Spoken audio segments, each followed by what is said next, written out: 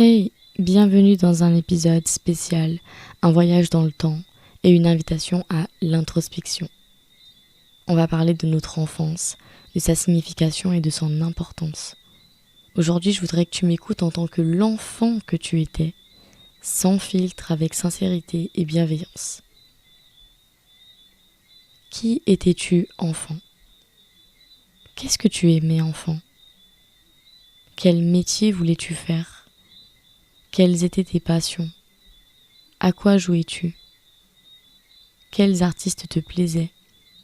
Qu'est-ce que tu as vécu? Et qu'est-ce qui t'a changé?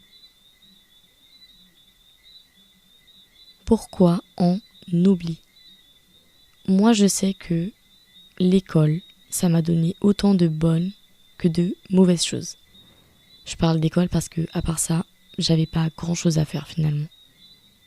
À l'école, j'avais l'impression d'être moi et de pouvoir m'exprimer, mais pourtant il y avait des choses où je ne me sentais pas forcément à l'aise. C'était comme si je vivais dans deux mondes.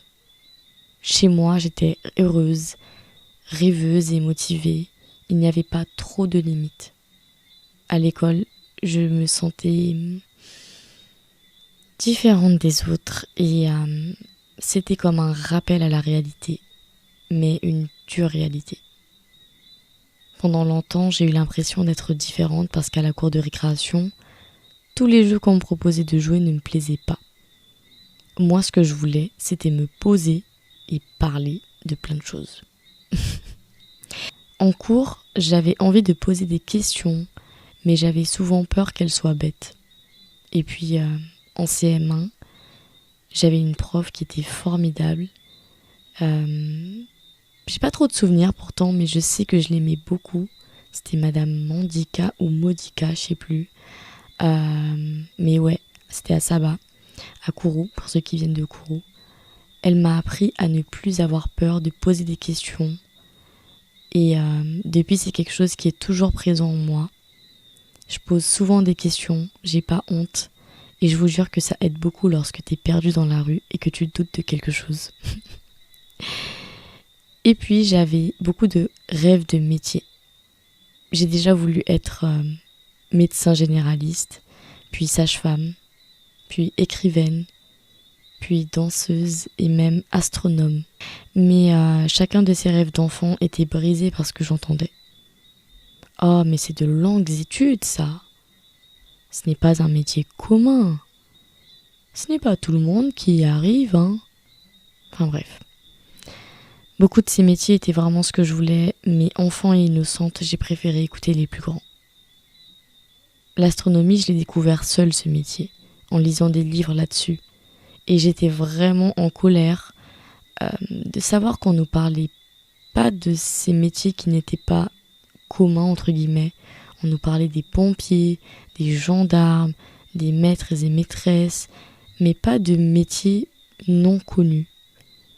Et moi, ça me décourageait une fois de plus de passer pour quelqu'un qui rêvait trop. C'est pas toujours évident de se rappeler qui on était enfant. Et c'est normal, plus on grandit et plus on est séparé de notre réalité. Cette réalité pleine d'assurance, motivation, rêve et imagination. On essaye de s'adapter aux adultes et à ce qu'ils attendent de nous. Malheureusement, il arrive que les adultes eux-mêmes créent un sentiment d'insécurité en nous disant certaines choses. Mais faut-il laisser l'enfant rêver et expérimenter seul? Ou est-ce que c'est inévitable, il changera peu à peu de lui-même? Être enfant, c'est facile. Mais être adulte et parler ou donner son opinion à un enfant, ça ne l'est pas autant. Pour l'école non plus, c'est pas toujours évident de s'adapter à nous tous, même si je pense qu'on devrait nous aider dès notre plus jeune âge à savoir où on veut aller. On ne sait pas ce qui se passe dans la tête de l'autre, et les cycles de la vie sont inévitables. Et toi, tu as déjà ressenti ça?